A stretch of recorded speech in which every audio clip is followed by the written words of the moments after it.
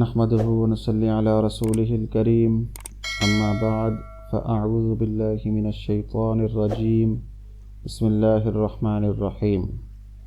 آج ہم صحیح بخاری کی کتاب الوحی کی حدیث نمبر 3 اور 4 پڑھیں گے۔ اس میں آپ کو ترجمہ اور مختصر تشریح بیان کی جائے گی۔ اگر آپ حدیث کا شوق رکھتے ہیں یا حدیث سیکھنا چاہتے ہیں تو آپ اس چینل کو جوائن کر سکتے ہیں۔ بسم اللہ الرحمن الرحیم۔ حدثنا یحیی بن بکیر قال حدثنا اللیث عن عقیل عن ابن شہاب عن عروة بن الزبیر عن عائشة ام المؤمنین انہا قالت۔ امام بخاری فرماتے ہیں کہ یہ حدیث جو ہے یہ ہم کو یحییٰ بن بکیر نے بیان کی۔ وہ کہتے ہیں کہ اس حدیث کی ہم کو لیث نے خبر دی۔ لیث جو ہے وہ عقیل سے روایت کرتے ہیں، عقیل ابن شہاب سے، اور وہ عروہ بن زبیر سے، اور عروہ بن زبیر ام المؤمنین ام عائشہ رضی اللہ تعالی عنہ سے نقل کرتے ہیں۔ قالت اول ما بدی به رسول اللہ صلی اللہ علیہ وسلم من الوحی الرؤیا الصالحة في النوم فكان لا يرى رؤيا الا جاءت مثل فلق الصبح۔ ام المؤمنین حضرت عائشہ رضی اللہ تعالی عنہ فرماتی ہیں کہ رسول اللہ صلی اللہ علیہ وسلم پر وحی کی ابتدا سچے خوابوں کی صورت میں ہوئی۔ آپ جو کچھ خواب میں دیکھتے وہ صبح کی روشنی کی طرح نمودار ہو جاتا۔ ثم حبب الیہ الخلاء وکان یخلو بغار حراء فیتحنث فیہ وہو التعبد اللیالی ذوات العدد قبل ان ینزع الی اہلہ ویتزود لذالک۔ پھر آپ کو تنہائی محبوب ہو گئی، چنانچہ آپ غار حرا میں خلوت اختیار فرماتے اور کئی رات گھر تشریف لائے بغیر مصروف عبادت رہتے۔ آپ کھانے پینے کا سامان گھر سے لے جا کر وہاں چند روز گزارتے۔ ثم یرجع الی خدیجہ فیتزود لمثلھا۔ پھر حضرت خدیجہ رضی اللہ تعالیٰ عنہ کے پاس واپس آتے اور تقریباً اتنے ہی دنوں کے لیے سامان لے کر پھر چلے جاتے۔ حتی جاءہ الحق وہو فی غار حراء۔ یہاں تک کہ ایک روز جب آپ غار حرا میں تھے، آپ صلی اللہ علیہ وسلم کے پاس حق آ گیا۔ فجاءہ الملک فقال اقرأ قال ما انا بقاری قال فاخذنی فغطنی حتى بلغ من الجہد ثم ارسلنی فقال اقرأ قلت ما انا بقاری فاخذنی فغطنی الثانیة حتى بلغ من الجہد ثم ارسلنی فقال اقرأ فقلت ما أنا بقاري فأخذني فغطني الثالثة ثم أرسلني فقال اقرأ باسم ربك الذي خلق خلق الإنسان من علق اقرأ وربك الأكرم۔ ایک فرشتے نے آ کر آپ صلی اللہ علیہ وسلم سے کہا پڑھو۔ آپ صلی اللہ علیہ وسلم نے فرمایا میں پڑھا ہوا نہیں ہوں، آپ کا فرمان ہے۔ اس پر فرشتے نے مجھے پکڑ کر خوب دبایا یہاں تک کہ میری قوت برداشت جواب دینے لگی۔ پھر اس نے مجھے چھوڑ دیا اور کہا پڑھو۔ میں نے کہا میں تو پڑھا ہوا نہیں ہوں۔ اس نے دوبارہ مجھے پکڑ کر دبوچا یہاں تک کہ میری قوت برداشت جواب دینے لگی۔ پھر چھوڑ کر کہا پڑھو۔ میں نے پھر کہا میں پڑھا ہوا نہیں ہوں۔ اس نے تیسری بار مجھے پکڑ کر خوب بھینچا۔ پھر چھوڑ کر کہا پڑھو اپنے رب کے نام سے جس نے پیدا کیا انسان کو خون کے لوتھڑے سے، پڑھو وہ تمہارا رب تو نہایت کریم ہے۔ فرجع بها رسول اللہ صلی اللہ علیہ وسلم یرجف فؤادہ فدخل على خدیجة بن خویلد فقال زملونی زملونی فزملوه حتى ذهب عنه الروع۔ پھر رسول اللہ صلی اللہ علیہ وسلم ان آیات کو لے کر واپس آئے اور آپ صلی اللہ علیہ وسلم کا دل خوف سے دھڑک رہا تھا، چنانچہ آپ اپنی بیوی حضرت خدیجہ بن خویلد رضی اللہ تعالیٰ عنہ کے پاس تشریف لائے اور فرمایا مجھے چادر اڑا دو، مجھے چادر اڑا دو۔ انہوں نے آپ کو چادر اڑا دی یہاں تک کہ آپ سے خوفزدگی کی کیفیت دور ہو گئی۔ فقال لخدیجہ واخبرها الخبر لقد خشیت على نفسی فقالت خدیجہ کلا واللہ ما یخزیک اللہ ابدا انک لتصل الرحم وتحمل الکل وتکسب المعدوم وتقر الضیف وتعین علی نوائب الحق۔ پھر آپ صلی اللہ علیہ وسلم نے حضرت خدیجہ کو واقعے کی اطلاع دی اور فرمایا کہ مجھے اپنی جان کا ڈر ہے۔ حضرت خدیجہ نے کہا قطعاً نہیں، اللہ کی قسم، اللہ تعالیٰ آپ کو کبھی رنجیدہ نہیں کرے گا۔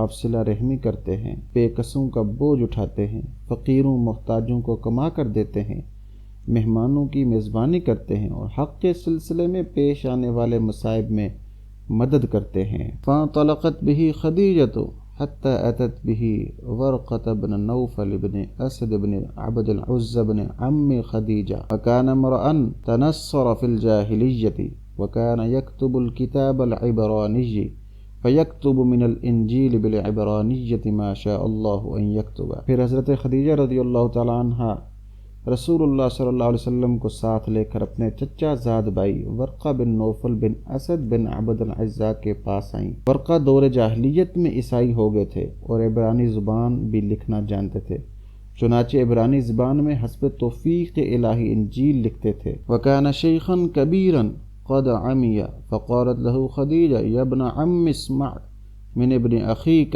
فقال له ورقة يا ابن أخي ماذا ترى فأخبره رسول اللہ صلی اللہ علیہ وسلم خبر ما رأى۔ ورقہ بن نوفل اس وقت بہت بوڑھے اور نابینا ہو چکے تھے۔ ان سے حضرت خدیجہ نے کہا بھائی جان اپنے بھتیجے کی بات سنیں۔ ورقہ نے پوچھا بھتیجے کیا دیکھتے ہو؟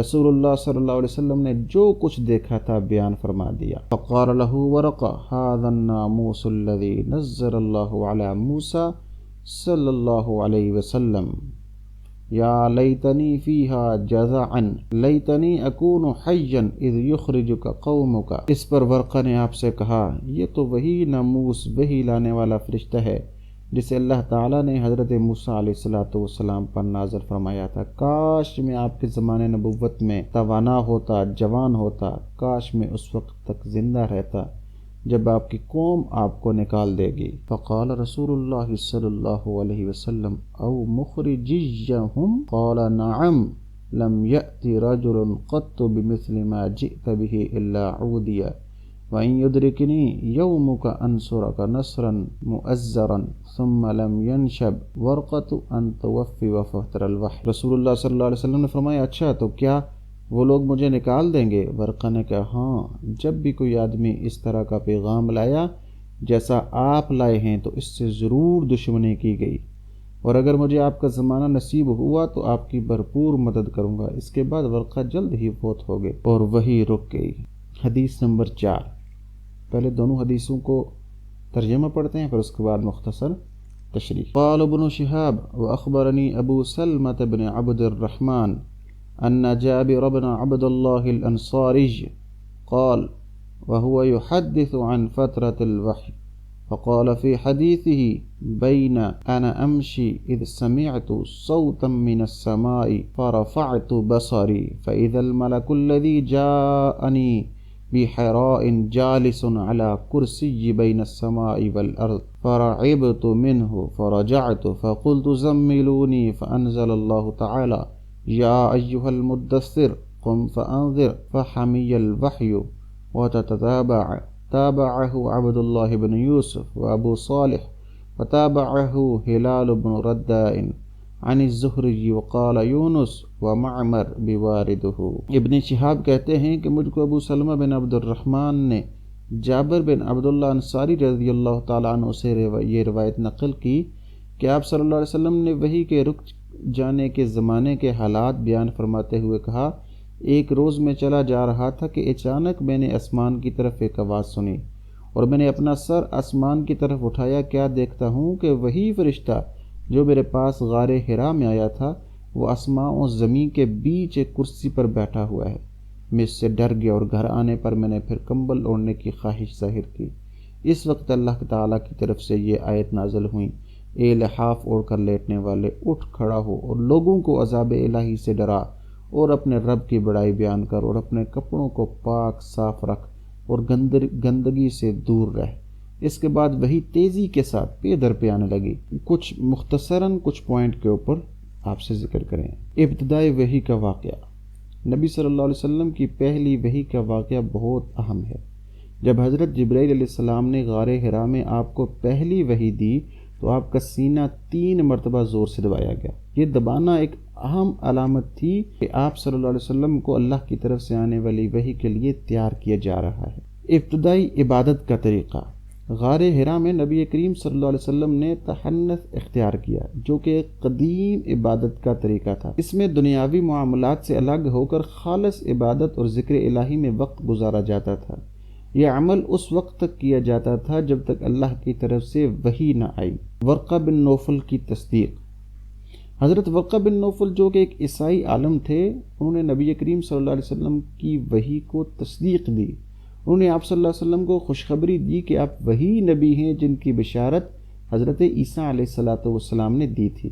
ورقہ نے آپ صلی اللہ علیہ وسلم کو ناموس اکبر یعنی حضرت جبرائیل کا مخاطب کہا، جو کہ آپ صلی اللہ علیہ وسلم پر وحی لاتے تھے۔ سورہ مدثر کا نزول۔ ابتدائی وحی کے بعد تقریباً 3 سال تک وحی کا سلسلہ رک گیا اور پھر سورہ مدثر نازل ہوئی۔ اس کے بعد وحی کا سلسلہ دوبارہ شروع ہوا اور آپ صلی اللہ علیہ وسلم کو نبوت کی ذمہ داریوں کے بارے میں ہدایات دی گئی۔ سورہ فاتحہ کا نزول، نماز کے رکن کی اہمیت۔ کچھ لوگوں کا کہنا ہے کہ سورہ فاتحہ کا نزول سورہ اقرا کے بعد ہوا اور یہ نماز کے رکن کے طور پر فرضیت سے متعلق ہے۔ اگرچہ سورہ فاتحہ کا نزول بعد میں ہوا، اس کا مطلب یہ نہیں کہ نماز میں اس کی رکنیت کی اہمیت کم ہو گئی۔